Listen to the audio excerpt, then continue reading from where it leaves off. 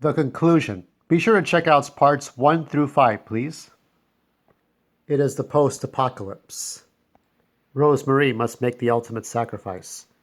As she teams up with 4 other people, a doctor, a boy genius, a golem, a half zombie, half man, to go against the circus freaks, body of energy, body of animal, and body of machine, all watched supervised by an evil alien would-be despot from another planet who plans to conquer the world with giant robots, half human, half alien, zombies, but more importantly, to recreate his species and to repopulate the earth with his alien kind, what he used to be. Can he succeed? Can he fail? So there's this whole battle going out. Rosemary and Gino are fighting the mutt monsters, which are these animals, monkeys, leopards, rhinos, bears covered in shit and deadly thorns, poisonous thorns, and just they're out of control. But they're being controlled by mutt, a half animal, well, an animal controlled by a program. So, Jorge's fighting. I think he's fighting a bear type of mutt monster. So these are animals controlled like the Pied Piper. They're all following a command to attack. So one bear is crashing to the wall and attacking. There's assault rifles going off. Rosemary, Gino, there's yelling. There's guns going off. Gino throws a smoke bomb. The smoke bomb goes off, but it's too late. Jorge's gone. The animal creatures were too much for him, and Jorge falls in battle. So now it's Rosemarie versus the mutt, the one who's controlling the other animals. So he has a CPU, a central processing unit in his head, and these two fight. But Rai, the boy, he tosses a sort of an EMP, electromagnetic pulse grenade, and shuts down the mud creature. Meanwhile, after that, Rai warns Rosemary that there's going to be more coming, and Frankenstein has been trapped in rubble. Frankenstein is seriously wounded but not dead, not dying yet. So Rosemary tells Gino to take him somewhere safe so he can operate on him if he needs to, or give him some painkillers while they try to fight off Zetro's army. So now there's more more offense. So there's a long range missile breaking parts of the building. So one hits a wall and Rosemary falls, but she's hanging on by like these pieces of like plaster and metal. So she's hanging on by her leather vest. So she's fallen, but she hasn't fallen all the way to her doom. So part of the symphony and concert hall has been wrecked. So there's like 2 or 3 floors. The front end of it is destroyed because of a long range missile. So she barely survives. And there comes another missile. And so Gino is like, no fucking way. I'm not dealing with this. So Gino goes off to find out the source of the long range missiles and who's doing all this. And so Gino's run off. Rosemary's like, where are you going? So she's thinking back to when Gino and Rosemary had sex. So she implies that they had sexual relationship. But, that's, it was kind of my way of making up for the deleted scene I never wrote in. But Rosemary and Gino had sex encounter. But anyway, she's going back to business. Gino is getting into the Scrapzilla and is leaving towards the horizon, towards the scene. And where are the missiles coming from? So she's yelling out for Gino. And here is Ashcan, the little 4-foot tall robot. And something's going on in the background. So he's taking off. He's got his Scrapzilla, the crude vehicle, and let's see, flamethrowers. So he's going to go and fight off Ashcan. So here comes another long range missile. Rosemary talks to Rascal Brown, and he basically tells her everything's fine. Um, the supplies are okay. The igloo is okay. A little bit of banter between Rascal Brown and Francisco. So it's a little bit of just checking in with everyone else to make sure everything is fine. Wa ga I forgot what this is. Oh, something itain. This something hurts. I think the shoulder hurts. So Rosemary checks up on Rye, who was struck by one of the long range missiles. So Rye is injured. Gino is on his way to fight Ashcan, and Francisco and Rascal Brown and Roth McGoth are still at their posts. So I use this symbol to indicate Ashcan, fast approaching. Um, and she flies toward. So now Gino's disappeared, and Ashcan is flying towards them. Uh, she can She's a flying robot, and then something happens. She flies towards the roof. She flies towards the roof of the symphony and concert hall. Remember that Ashcan is a robot. Is a kind of a She has this great AI, and she holds somebody in her hands, a bloodied corpse. Gino is dead.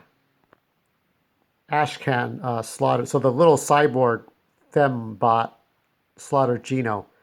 Actually, Ashcan and her army of robots slaughtered Gino. So, there's nothing left of him but just a lifeless body as she throws Gino's body to the top of the roof. And Rosemary she's broken up. Jorge's dead, and now Gino is dead. And there's this whole conversation. There's a backstory between Ashcan and Rye. Ashcan is the living incarnation of a Latina who rose to power over the backs of her father and her ex-boyfriend. But then she died, and Ashcan, a small 4 foot tall cyborg, took over her life and destroyed New York. And she and Rye know each other. At least the artificial intelligence of Ashley knows Rye. So there's this whole backstory you don't really know about, in which Rye was trying to fight her. But Ashcan knows the reason of what Rye wants to do. So nobody else knew Rye wanted to clone Zetralok's alien species because Zetralok is a terrorist. And Rye was always curious about alien life, so he tried to clone the alien species as best he can. So, it's like, you seem to be creating life. We really are opposites. Wait, hold that thought. So, you're killing people. So, so there's this whole argument between, say Ash, if you try to get up, those robots will turn back and all your people will be dead. You haven't told her the truth. So Ashcan's trying to hold Rosemary, still by saying if you get up, the robots will kill all your people in rations. So she's trying to hold Rosemary in her place while she tells the truth to her. So, his plans to repopulate the earth with the alien kind. Here we go. So Ashcan says Rye was going to populate the earth with alien beings, the Walu, what Zetro Ray once was. He had DNA samples left over from Zetro's remains. He felt it was important to save and repopulate the species. Fuck humankind. And Rye had to tell Rosemary the truth. What I saw a chance for life. Life is life, morals. And she says, Ashcan says, seems like you didn't care for morals. And so Rosemary Jaquez's it. What our leader wants, what Zetro wants, and what Rye wants are the exact same things. But Rye says, iye, which is no in Japanese. We are different. I am a scientist person. I don't believe terrorist acts. Your leader is a killer. Hitler, Mussolini, Attila, Kim Jong II. All those ego persons. You kill my family. You did. New York is crater because you. Ashcan says, we are not evil, just servants of a higher power. Life, death, power, humility, crafting, destroying, it's all the same. But Rye says, no, not when we extinguish all species beyond in danger. We are here for all reason not no. So if you think of endangered species, the white rhino being the most extinct, or qualified to be extinct, he's trying to preserve life in the best way he can. But what Ashcan, what Eco, and what Mutt want to do, what the circus freaks want to do, is populate the earth with robots, electrical energy, and animals or trained animals to do the bidding of the leaders. So it's their own politics that is selfish. We've seen selfish politics that try to represent everyone, but it's more about what the species wants. Because pretty soon, because the circus freaks represent three distinct beings, because they themselves represent three distinct uh, possibilities of energy, they're going to conflict. They're going to turn on each other at some point. But Zetralok, which is the alien species, it's a Walu. It's its own alien species. So you have four different political groups that are going to turn on each other. Whereas Eco is just a ball of energy that would just be one person, one energy. So it doesn't make sense what I'm saying, but there's four different politics that's going to try to trample humankind, and Rosemary and Rye are trying to maintain that without, you can have new races of people with not at the cost of other races, is that what I'm trying to say. Sorry it takes so long to do this. So Rye kisses Ashcan. He kissed her. And you'll see here, this is the electromagnetic pulse, and this is electricity going out. So Rye electrocutes himself to kill Ashcan. So Rye has died. And so there's, three people are gone, and it's becoming a bad habit. When it was about Grim Planet, Huicho, Violet, and Jesus died because they were cowards who were assassinated. This is about fighting to the end. War fought on the right reasoning and not because of selfish reasoning. These are people who are fighting for their freedom. They're fighting to take back, you know, humanity away from alien species imposing upon it. And here we have the last one. We have Eco. Eco is, of course, the reincarnation of Eric from a long time ago. It's an electric being. It's a being of pure energy, a pure light, but it's intelligent electric energy, and it's going to go up against Rosemarie. And it's threatening to open up the igloo. Your at bottom here it says your igloo. What would happen if I were to open it? So uh, it's like time to find out. So in a way, we're all going to find out what's in that igloo in a few moments. But Rosemarie, it's hard for Rosemarie to, because she shoots out her snap trap guns, shoot out electricity. It's fighting fire with fire. How do you fight a being of pure energy unless you short it out with water, or how? Silicon, dust, dirt. How do you stop electric energy? So here she's saying tulip Z. Like who? What is she talking about here? But we'll find out. And then Drake says, Rose, back off. And Rosemarie can see that Drake is going to fight Eco. And in the next page, we see that there's this whole electrical energy coming out. Drake dies and is instantly turned into dust. So there's nothing left of him, but, so it's hard to explain all that for a man that couldn't possibly die unless he finally allowed himself to die. So Drake allows himself to die to destroy Eco. Somehow he absorbs the energy until there's nothing left. So the circus freaks are dead, their armies are dissolved. But now all that's left is Zetro Ray that you can see here with the Zetrobots by his side. And now it's like it's her versus the alien. And here we get into the Walu language, because Zetro Ray has been speaking its own language for a while, for a couple of years now. So it's saying, immature woman, you are where? Where are you, stupid woman? And Rosemarie's like, I'm coming for you. So she's on an autogyro. So autogyro, of course, is a helicopter with wings, and the red-eyed minions are coming towards him. So she's like, oh, come on now, Zetra. Surely you're so big and bad that you could take me on all by... So she's yelling this out. You could take me on all by yourself. And here he says... So here it's like, law, order. happens when you, what is, I think it's you. Yeah. Law order happens because this is pointing towards second person. Law order happens when you surrender. And Rosemary says, sorry, I don't understand bullshit, because, of course, it's speaking in an alien language. And Zetro Ray says, so stupid. So, still remembers it's English. So, all this is Zetro Ray firing that destructive green ray to try to kill her. So she dodges left, down, right, down, up, left, left, the Konami code. Uh, so you get the top of that bitch. So she gets close enough. She gets in between the arms. So the arm starts swinging in a clockwise motion around his whole body. And she has, seconds left. Time to eject my seat. She says no. And she says, damn it, damn it. The deadly arms smash my auto gyro completely as I escape. My ejection is imperfect. I tumble instead of shooting up into the sky. Like a coin, heads or tails, but damn my good luck. I land on top of Zetro Ray, my feet. What in the fuck? No. So he says, Kiki, Kiki. He's laughing and says, yes. So now what's happening down here is they're accelerating right towards home base. So Zetro Ray is going to go at ramming speed towards the symphony and concert hall. And there's two coil snakes that spring out of the pipeworks on its head and has her trapped by the wrist, so she can't move. She's trapped. Now, two things are going to happen here. Well, first, let me translate. So he says,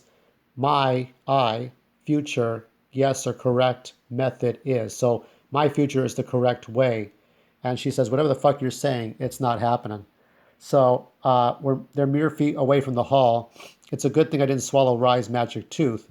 It's the EMP tooth. So she spits it out, and it's the electromagnetic pulse. So the electromagnetic pulse, the thing that undoes electronic devices, is sort of the MacGuffin, the magic plot device of the whole story. And Rye also did something else. He had set the cannon to shoot out a final pulse in case Zetro got too close to the symphony. So that could have happened as well. So she shoots out the tooth. An EMP pulse comes out, emits out, and then there's a crumble. And then at the bottom, I'll read the final words here. What a fall. Where the fuck am I? Why is my body so fucking numb? I can't feel breathing. No. So she has fallen. We'll go to the last couple of pages. No, I'm dying. I don't hear the Zetrobots, and Zetro King isn't moving anymore. I must have done it at a heavy price. Wait, I know where I am. I'm in the piano behind the hall. The igloo's opening. So the igloo opens. They can't see me like this, but I have no choice. So out of the igloo is a small child, about 3 years old. And she says, Aunt Rose, this is Tulip. She approaches the scene in a dress made of purple and pink rags and wooden sandals. And she screams out, Aunt Rose, because, to a 3-year-old, she knows this is someone who's been taking care of her. She runs as fast as her little legs can carry her, tears streaming down her face. Her little male playmate follows. This is Zether. What happened, Rose? Are you okay? And there's a little robot dog, Syllabone. Goes rah, rah, rah, right? So there's Zether, who's also age 3, dressed in a black shirt, black jeans, funny turquoise 10-gallon felt top, kind of like the Cat in the hat. And their little robot dog. And all they could do is cry. They surround her body. Rosemary, her eyes are open, her mouth is open. She's no longer in any pain. She's gone. Rosemary, the young freedom fighter, has died.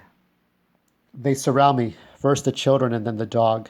Poor Syllabone. Born as a pet project, finally realized the thing has feelings as its ears and head hang down and its bright green eyes turn dim. Tulip, Zether, silly, I am so sorry. If I could, I wish I could hold you in my arms and tell you it's going to be okay. Before I went. I couldn't see the children's tearful faces. I was paralyzed. I wouldn't have dared. But I can see them. Roth McGoth, Francisco the Mexican Avenger, and his cat Valiant, Frankenstein, Roscoe Brown. And then more people came out of the igloo. The pure, untainted families of Tulip and Zether, their relatives, whoever I could save from America and Zetro's reign of bullshit shortly after Olivia died. I never had a chance, but I thought everyone else did, especially Gino. He was a good doctor and Rye, and maybe Drake the Immortal and his fat friend Jorge. And it says at the bottom here, what color is your world? What color is mine? Who cares? You want to know who? Me. I cared about humanity and the chance for life, fuck taking sides. I believed in progress, not running in circles. The first time my generation fucked everything up. This time we fought and fought and fought. Next time, next generation, we have to get it right. This was something that, um, you know, I really wanted. I talked about, her making jokes about the igloo and, ooh, there could be drugs in there. There could be a pornography or something cool. But it was children. And that's why I did the flashbacks, because we need to look back at children. When we have politics of red politics and blue and green politics and blacks and whites and Southern blacks versus Northern blacks and African American versus black, or Mexican versus El Salvadorian versus Ecuadorian, or German versus French versus redneck, Juggalo versus goth, and millennials and metrosexuals, and West Hollywood versus Boston and New York. We talk about politics and football and baseball, but what really matters is the children, and how much do they have an impact is we want to do everything right. These children did not ask for the devastation. At the end of the story, all they can feel is sad because their great aunt, or their aunt Rose, is now gone. She fought to make sure that they would still be alive and the alien would no longer conquer. And next week, I'm going to complete the trilogy, Green Pueblo, which you see Tulip, you see Zether, you see Syllabone, you will see Kaleido, and possibly a fifth member at the very end. You're going to see what all these characters are going to try to do. They're going to try to fix things. But there's a lot of questions to ask yourself when you get to the end of that. Like, what do we do with life? Do we preserve it? Do we destroy it? Do we compromise? What is the compromise? Who benefits? Who doesn't? And that's what Green Pueblo next week will be all about.